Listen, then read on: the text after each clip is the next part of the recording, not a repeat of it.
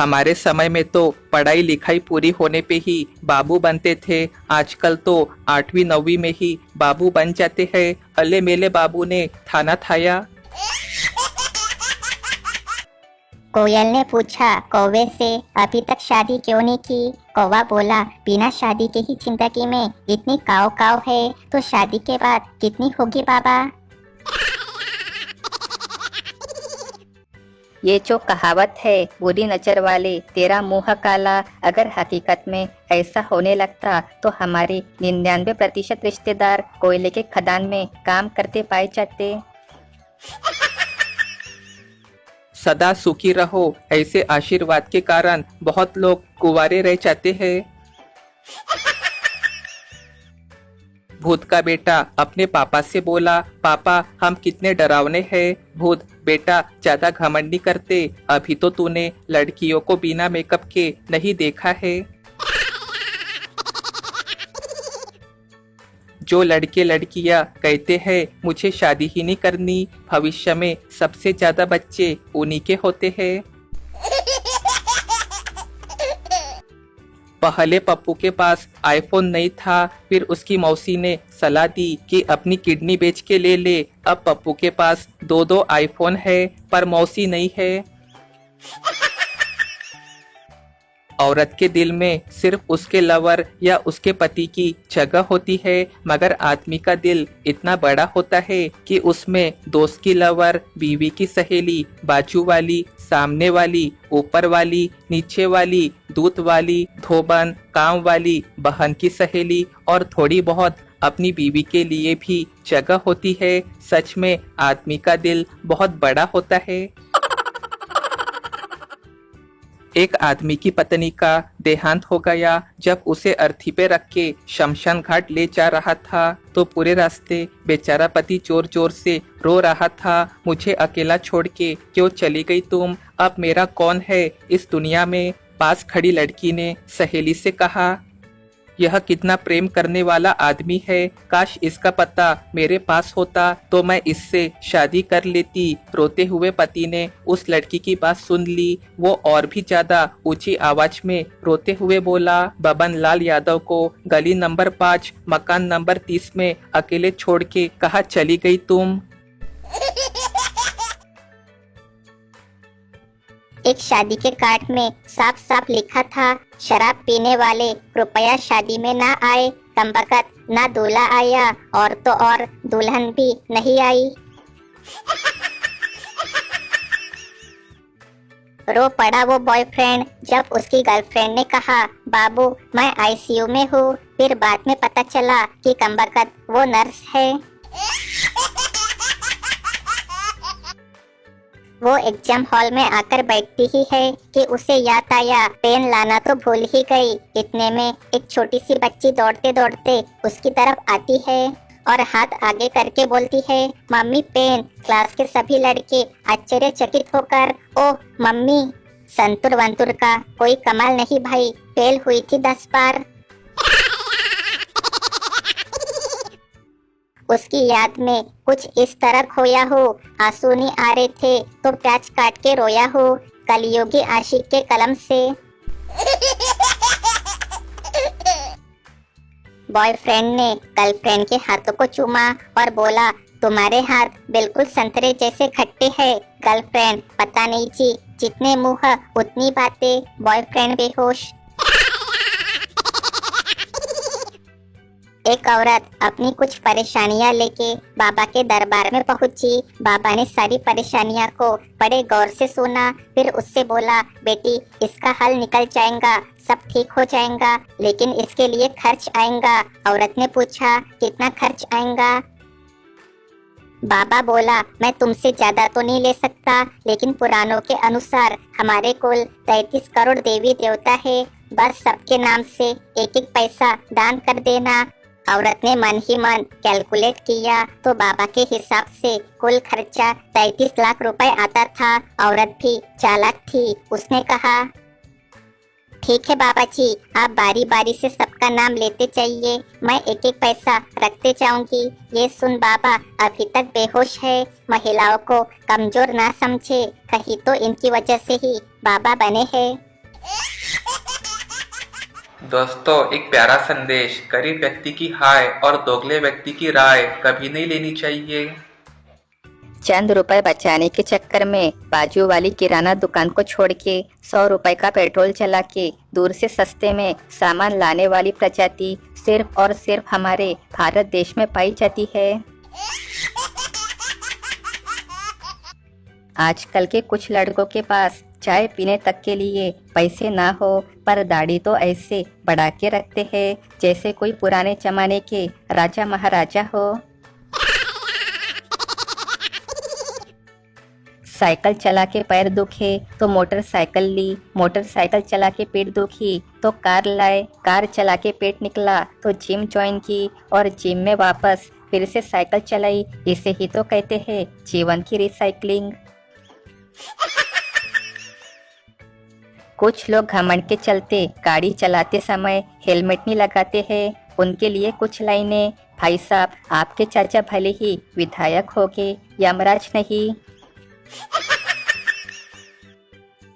पड़ोस की आंटी 3 घंटे से गेट पे खड़े होके मम्मी से बातें कर रही है, लेकिन अंदर आकर बैठ नहीं रही है। बार बार कह रही है कि उनको देर हो रही है। आजकल महिलाएं दवाई की दुकान पे जब दवाई लेने जाती है तो दुकान वाले भी उनसे अब ये पूछने लगे हैं कि मैडम पेट के लिए चाहिए या ठोकला इडली फुलाने के लिए। मास्टर ने कोलेस्ट्रॉल लिख के पप्पू से बोला, रीड इट पप्पू। सर जी, छोले तक तो ठीक है, पर भटूरे की स्पेलिंग आपने गलत लिखी है। मास्टर जी सीधे कोमा में है। वाई बोली, सुनो जी, आज मुझे किसी महंगी जगह घुमाने ले चलिए, बहुत दिन हो गए हैं कहीं घूमने नहीं गए हैं। हस्बैंड, ठीक है, तैयार हो जाओ। वाइफ, वाओ, वैसे हम कहाँ जा रहे हैं? हस्बैंड, तुमने कहा महंगी जगह घूमने जाना है, इसलिए हम पहले पेट्रोल पंप चलेंगे, फिर उसके बाद गैस गोडाउन जाएंगे। वाइफ बेहोश। शर्मा जी की पत्नी का 35वां जन्मदिन था, पर शर्मा जी बिजनेस के सिलसिले में शहर से बाहर गए हुए थे, इसलिए उन्होंने 25 गुलाब के फूल ऑर्डर किए अपनी पत्नी को भेजने के लिए। फूलों के साथ शर्मा जी ने लिखा, डियर, मैं तुम्हारे लिए उतने ही फूल भेज रहा हूँ जितने साल की तुम लगती हो। उधर फूल वाले के यहाँ स्कीम चल रही थी, एक पर एक फ्री। आज तक शर्मा जी समझ नहीं पाए कि उनका तलाक क्यों हुआ।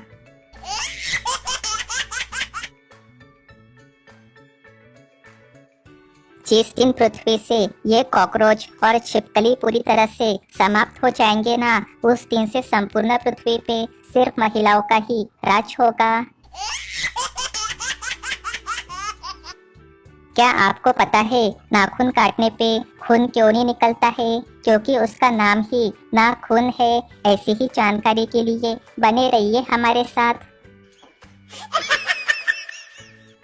जीवन में ये 3 चीजें जो खत्म होने पे बहुत तकलीफ देती है, पहला प्यार, दूसरा पैसा और तीसरा रविवार। लास्ट वाला तो साला रुला ही देता है। डॉक्टर बोला, आपकी पत्नी की तबीयत कैसी है? पति बोला, अब ठीक है, सुबह तो लड़ी भी थी। गर्लफ्रेंड अपने अंधे बॉयफ्रेंड से, काश तुम देख सकते कि मैं कितनी खूबसूरत हूँ। अंधा बॉयफ्रेंड बोला, रहने दे, इतनी खूबसूरत होती तो क्या आँख वाले तुझे मेरे लिए छोड़ देते क्या? अंधा हो, पागल नहीं। एक शादीशुदा जोड़ा बाग में टहल रहा था। अचानक एक बड़ा सा कुत्ता उनकी तरफ झपटा। दोनों को ही लगा कि ये उन्हें काट लेगा। बचने का कोई रास्ता न देख पति ने तुरंत अपनी पत्नी को गोद में ऊपर तक उठा लिया ताकि कुत्ता काटे तो उसे काटे, उसकी पत्नी को नहीं। कुत्ता बिल्कुल नजदीक आके रुका, कुछ देर तो भौंका और फिर पीछे की तरफ भाग गया। पति ने चैन की सांस ली और इस उम्मीद में पत्नी को गोद से उतारा कि पत्नी उसे गले लगाएंगी। तभी उसकी तमाम उम्मीदों पे पानी फेरते हुए उसकी बीवी चिल्लाई, मैंने आज तक लोगों को कुत्ते को भगाने के लिए पत्थर या डंडा फेंकते तो देखा था, पर ऐसा आदमी पहली बार देख रही हूँ जो कुत्ते को भगाने के लिए अपने बीवी को फेंकने के लिए तैयार था। शिक्षा, शादीशुदा लोगों को अपनी बीवियों से कभी तारीफ की उम्मीद नहीं करनी चाहिए।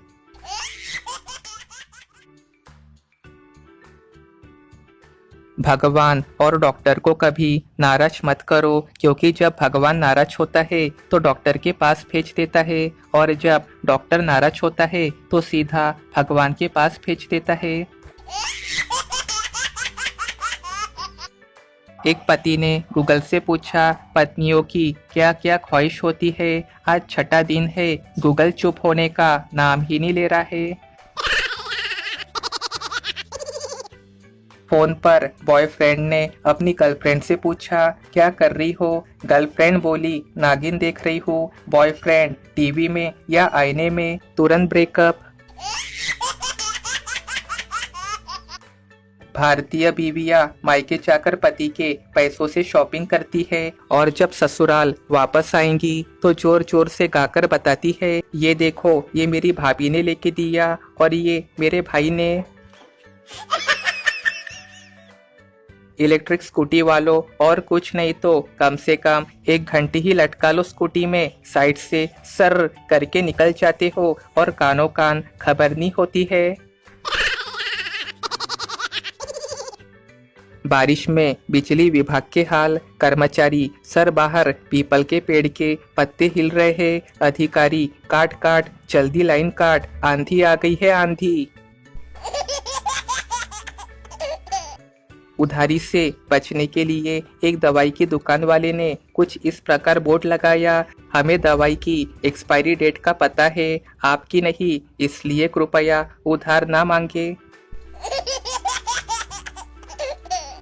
हस्बैंड बोला, दिन भर सोती रहती हो। वाइफ, तो क्या आराम भी ना करूं? हस्बैंड, चाय बना दो जल्दी से। वाइफ, खुद बना लो। हस्बैंड, मेरे सर में तेज दर्द है। वाइफ, हाँ तो मेरे भी गले में दर्द है। हस्बैंड, ठीक है, इधर आओ, तुम मेरा सर दबा दो और मैं तुम्हारा गला दबा देता हूँ। वाइफ बेहोश। एक बार एक चरवाहा अपनी भेड़ों के झुंड को लेके जा रहा था, तभी रास्ते से चलने वाले एक आदमी ने कहा, अगर मैं बता दूं कि तुम्हारे इस झुंड में कितनी भेड़ें हैं तो एक मेरी होगी। चरवाहा बोला, चलो मैं तुम्हारी बात मान लेता हूँ, बताओ। आदमी ने कहा, ये 251 भेड़ें हैं। उसने एक भेड़ को उठाया और अपने कंधों पे रख के चल दिया। चरवाहे ने उस आदमी को रोक के कहा, अगर मैं तुम्हें बता दूं कि तुम कौन हो तो क्या तुम इसे लौटा दोगे? उस आदमी ने कहा, हाँ बताओ। चरवाहे ने कहा, तुम रोजाना सुबह शाम टीवी पे बकवास न्यूज और डिबेट देखते हो ना? आदमी बहुत हैरान हुआ और पूछा, तुम्हें कैसे पता? चरवाहे ने कहा, पहले कुत्ते को नीचे रखो फिर बताऊंगा। तात्पर्य, ज्यादा बकवास न्यूज ना देखे, क्योंकि आजकल न्यूज वाले सिर्फ दिमाग का दही करते हैं और कुछ नहीं।